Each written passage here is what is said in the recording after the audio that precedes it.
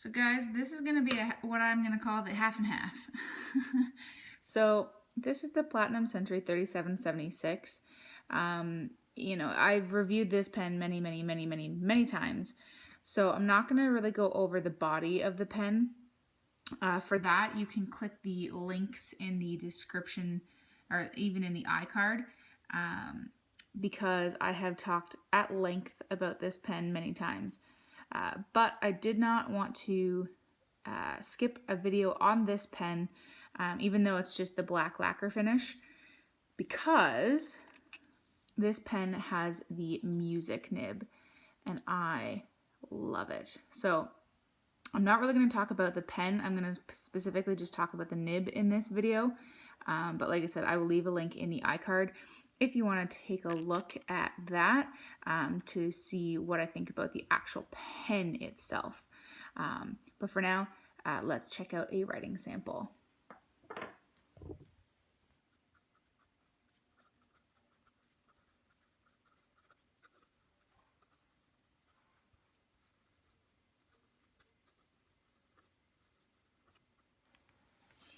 Okay, so as you can tell, this is a very thick line, and that is because this is the music nib. So as you can see, it has two slits down the center of the nib, which essentially turns it into a 3-tine pen instead of 2. So instead of having, like a normal pen, like this Lamy, for example. Let's see if I can get that to focus. So this Lamy nib just has one slit down the center of the nib. So it has 2 tines because this slit separates it. So there's 2. But this has 3 because there's 2 slits. So at the very tip of the pen, there are 3 points, turning it into what is known as a music nib. The idea behind this is so that at any angle you can write. So if you were to hold this pen all the way up, kind of like this, you're not really going to get a very good writing experience, because it could skip, it could have like hard starts, all that kind of stuff. But this is meant so that if you're writing on like a music stand, for example, and you're writing music notes, which looking through the camera I can't do very well, then you shouldn't have any issues.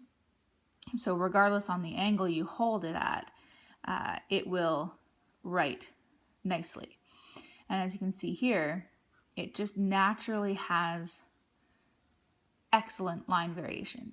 Because there's 3 tines and it's wide, it has the same basic principle as a stub nib.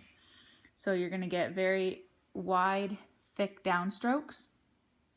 And regardless really of how you hold it, you're going to get thin side strokes. So just based on that alone, you're going to get a really nice line variation into your writing. You can push down a little bit and slightly more ink will come out, but you can't notice a difference. Like, it's very stiff in the sense that there's no line variation to be had from any kind of like flex, for example.